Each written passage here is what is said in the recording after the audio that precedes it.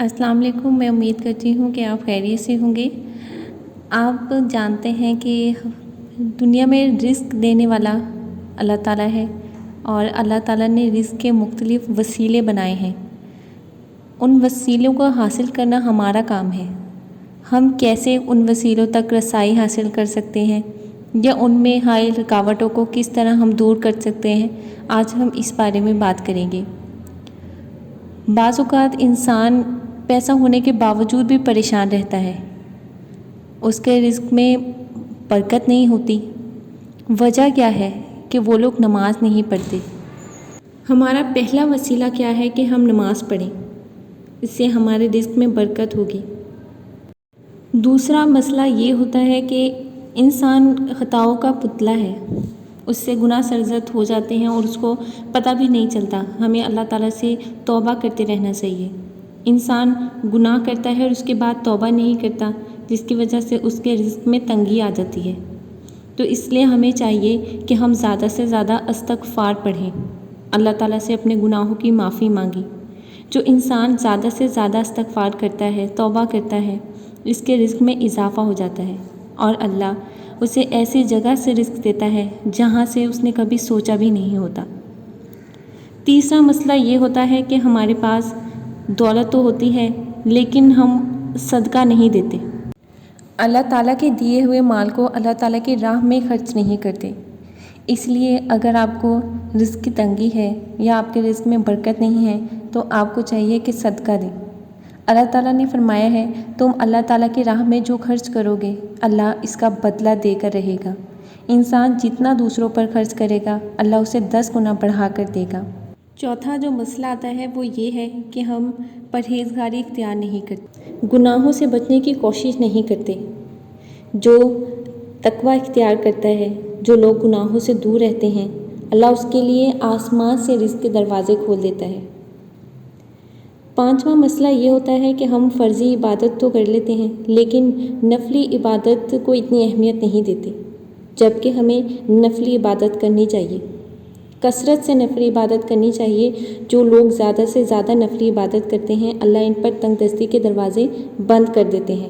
اللہ تعالیٰ کہتا ہے اگر تو عبادت میں کثرت نہیں کرے گا تو میں تجھے دنیا کے کاموں میں الجھا دوں گا۔ لوگ سنتوں اور فرضوں کو ضروری سمجھتے ہیں، ان کے اوپر زیادہ توجہ دیتے ہیں اور نفلی عبادت کو چھوڑ دیتے ہیں۔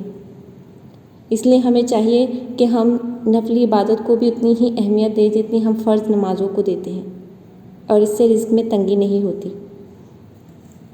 چھٹا مسئلہ یہ ہوتا ہے کہ انسان صاحب استطاعت ہونے کے باوجود حج اور عمرہ نہیں کرتا، جبکہ انسان کو چاہیے کہ جیسے ہی وہ صاحب استطاعت ہو وہ سب سے پہلے حج اور عمرہ کرے۔ جو حج اور عمرہ کثرت سے کرتا ہے، حدیث میں آتا ہے کہ حج اور عمرہ گناہوں اور تنگ دستی کو اس طرح دور کرتے ہیں جس طرح آگ کی بھٹی سونا اور چاندی کی میل دور کر دیتی ہے۔ ساتواں مسئلہ یہ ہوتا ہے کہ ہم تھوڑی سی رنجش کے بعد اپنے رشتہ داروں سے قطع تعلق کر دیتے ہیں، ان سے ملنا جھلنا بند کر دیتے ہیں، جبکہ ہمیں ایسا نہیں کرنا چاہیے۔ رشتہ داروں کے ساتھ اچھے سلوک سے پیش آنا چاہیے۔ ایسے رشتہ داروں سے بھی میل جول رکھنا چاہیے جو ہمارے ساتھ قطع تعلق کر چکے ہیں۔ آٹھواں مسئلہ یہ ہوتا ہے کہ ہم غریبوں کا غم نہیں بانٹتے، مشکل میں ان کے کام نہیں آتے، ان کے اوپر رحم نہیں کرتے۔ ہمیں کمزوروں کے ساتھ صلہ رحمی کرنی چاہیے، غریبوں کا غم بانٹنا چاہیے۔ مشکل میں غریبوں کے کام آنا اللہ تعالیٰ کو بہت پسند ہے۔ نواں مسئلہ یہ آتا ہے کہ انسان بعض اوقات اپنی زندگی کے حالات سے یا مشکلات سے مایوس ہو جاتا ہے، جبکہ ایسا نہیں ہونا چاہیے کیونکہ مایوسی کفر ہے۔ ہمیں ہر حال میں اللہ تعالیٰ پر توکل رکھنا چاہیے۔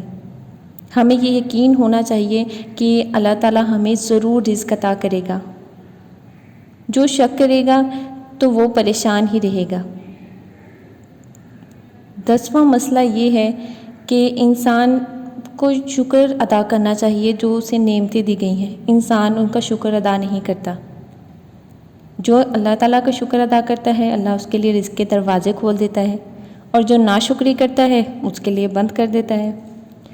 11واں مسئلہ یہ آتا ہے کہ ہم باہر سے پریشان حال ہو کر گھر جاتے ہیں انہیں دیکھ کر خوشی سے سلام نہیں کرتے، تو یہ بہت غلط بات ہے۔ ہمیں گھر میں مسکرا کر داخل ہونا چاہیے، کیونکہ گھر میں مسکرا کر داخل ہونا سنت ہے، اور ہمارے نبی صلی اللہ علیہ وآلہ وسلم نے فرمایا ہے کہ رزق بڑھا دوں گا جو شخص گھر میں داخل ہو اور مسکرا کر سلام کرے۔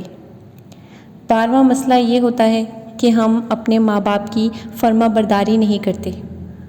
ہم محنت کر رہے ہوتے ہیں لیکن ہمیں اس کا پھل نہیں ملتا۔ اللہ تعالیٰ محنت کرنے والوں کی محنت کبھی رائگاں نہیں جانے دیتا، لیکن کوئی نہ کوئی وجہ ہوتی ہے جس کی وجہ سے اس کی محنت رائگاں جاری ہوتی ہے۔ اس میں سب سے بڑی وجہ اس کے ماں باپ کی نافرمانی ہے۔ اس لیے ہمیں چاہیے کہ ہم ماں باپ کی فرما برداری کریں۔ جو شخص اپنے ماں باپ کی فرما برداری کرے گا اس پر کبھی رزق تنگ نہیں ہوتا۔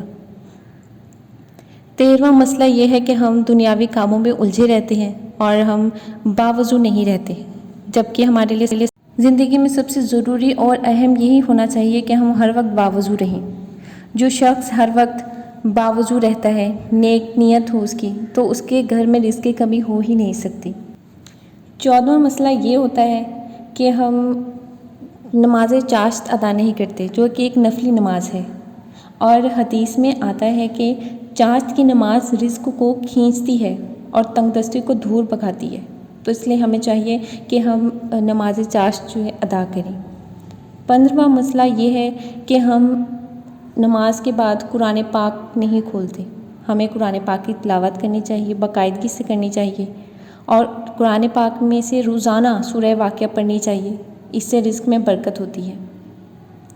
16واں مسئلہ یہ ہوتا ہے کہ ہم پریشانیوں سے گھبرا کر دعا ہی نہیں مانگتے کہ ہم کیا دعا مانگیں، حالانکہ سب سے زیادہ طاقت دعا میں ہی ہوتی ہے۔ اس لیے آپ کو چاہیے کہ اللہ تعالیٰ سے دعا مانگے، جب بھی آپ کو کوئی مسئلہ ہو اللہ تعالیٰ سے دعا مانگے۔ جو شخص جتنے سچے دل سے دعا مانگتا ہے اللہ تعالیٰ اس کو بہت دیتا ہے۔ آپ بھی اپنے رزق کی وجہ سے پریشان ہیں، رزق میں برکت نہیں ہے یا رزق میں تنگی ہے، تو آپ کو چاہیے کہ آپ ان سب عادات کو اپنا شعار بنا لیں، ان کے اوپر عمل کریں، خلوص نیت کے ساتھ عمل کریں، تو انشاءاللہ آپ کے رزق میں برکت ہوگی۔ میں امید کرتی ہوں کہ آپ کو ہماری ویڈیو پسند آئی ہوگی۔ اگر آپ کو ہماری ویڈیو اچھی لگی ہو تو ہمارے چینل کو سبسکرائب کریں، ویڈیو کو لائک کریں اور اس کو زیادہ سے زیادہ شیئر کریں۔ شکریہ۔